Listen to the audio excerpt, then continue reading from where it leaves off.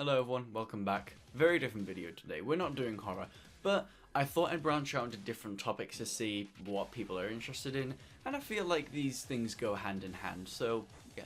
Today we're going to be ranking every single Metallica album. Now recently I've listened to every single one of these start to finish.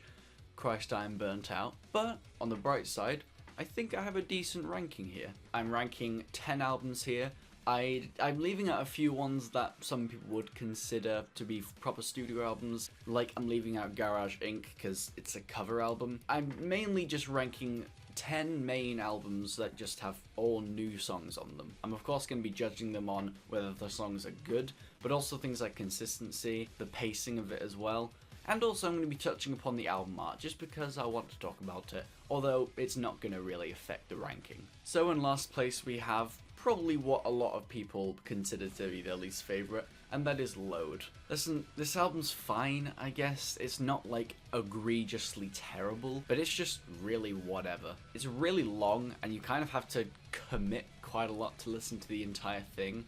Like I did, I struggled with this one. It opens fairly strongly. Ain't My Bitch is probably my favourite song in the entire album. But having a best song at the start of the album sometimes can work as a very strong opening, but you kind of need that consistency to actually be able to listen to the whole thing without going insane. I mean, after that we have some pretty okay songs at the start. 2x4 is fine. But a lot of these songs I just can't get into, like Hero of the Day. I guess it's very different style. It's more calm and chill, which is fine. I actually like when bands tend to, go for a different theming on their albums. I mean, for God's sake, I'm a Weezer fan. But it's very inconsistent with the themes in this album.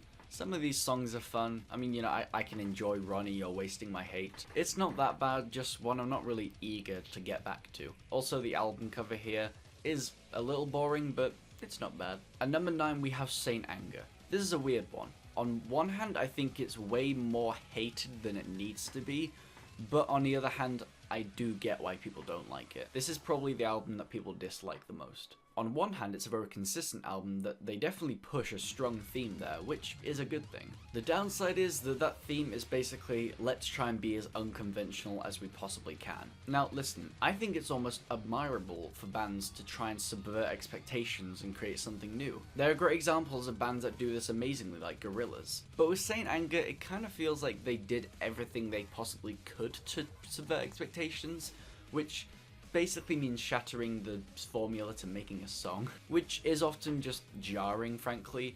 And I don't want to use the word try hard, but try hard. Still though, it's not bad. I can listen to a lot of the songs. I actually really like Frantic and Sweet Amber.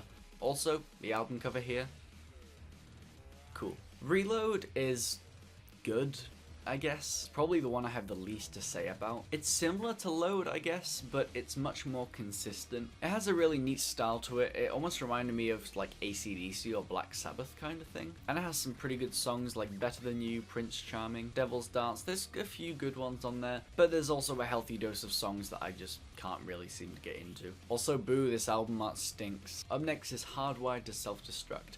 Now this is the most recent Metallica album, and while I don't think it's nearly as good as Death Magnetic, which is the one that came before it, it's still pretty good and one that I would probably revisit from time to time. There are a lot of tracks here, 26 to be specific, but 10 of them at the end are just live recordings of previous songs, so really it has 16. But yeah, this album has a great modernized aesthetic, and some pretty good songs like Moth Into a Flame, Dream No More, and Mankind. The music in this album isn't the most stylized of all time, but that doesn't really harm the experience necessarily, just makes it a little less interesting to go back to. The album cover though is really stylized and really cool. I love the glitch text here, and take away the text altogether, this looks like a Salvador Dali painting. So next we have the Black Album, which seems to be a bit of a love it or hate it. Well, that's not strictly true. I've never met anyone who hates this album. I'm somewhat down the middle though. I think it's good, but I also get a lot of criticisms towards it. The songs themselves are actually really good. I mean, Enter Sandman isn't a classic for no reason, and Through the Never is also really good.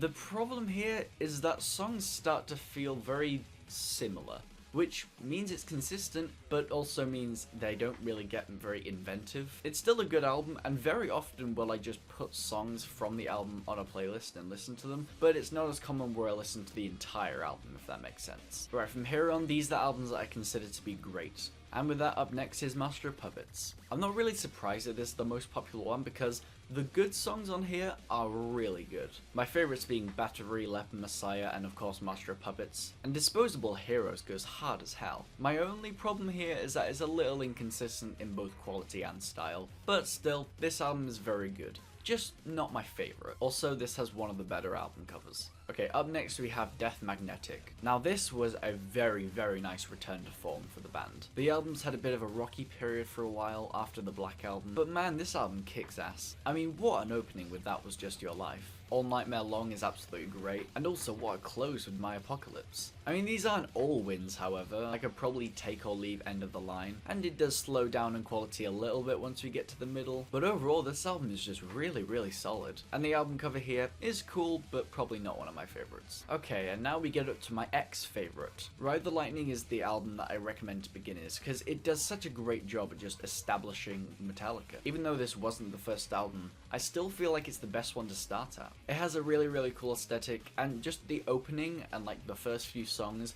one of the best of any album. It maybe slows down a little bit towards the end, but it never drags too much, and it's very consistent. This album is worth it for just For Whom the Bell Tolls and Creeping Death alone. Now these top two were very close. I had to really think about which one I was going to put in first. When I started listening to all of these, I thought I was going to end up liking Ride the Lightning the most, but upon listening to all of them in full, I kind of prefer these top two. I'm starting to think that once I upload this video, I'm going to end up liking number 2 more than 1. But this is what I've gone with. I hope I made the right choice.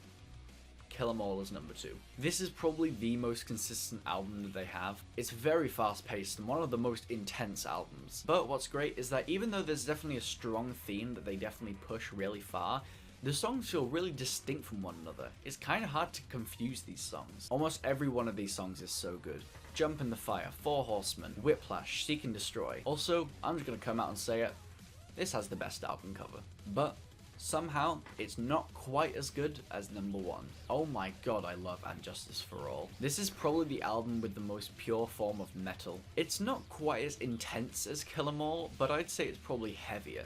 I don't think there's a single song in here that I dislike. I mean, Eyes of the Beholder goes so hard. Same goes for Blacken, The Shortest Straw, and Dyer's Eve. And the album cover is stunning. So there we have it. That was my ranking for every single Metallica album. I've seen a lot of different opinions on the way these albums are ranked. I think it's one of those things where no one person has the same opinions on every single one of these. Let me know if you enjoyed this very different video. If you want me to cover more music and metal stuff, please let me know, of course. Because I'm trying to experiment with different topics, as you can probably see. And anyway, goodbye.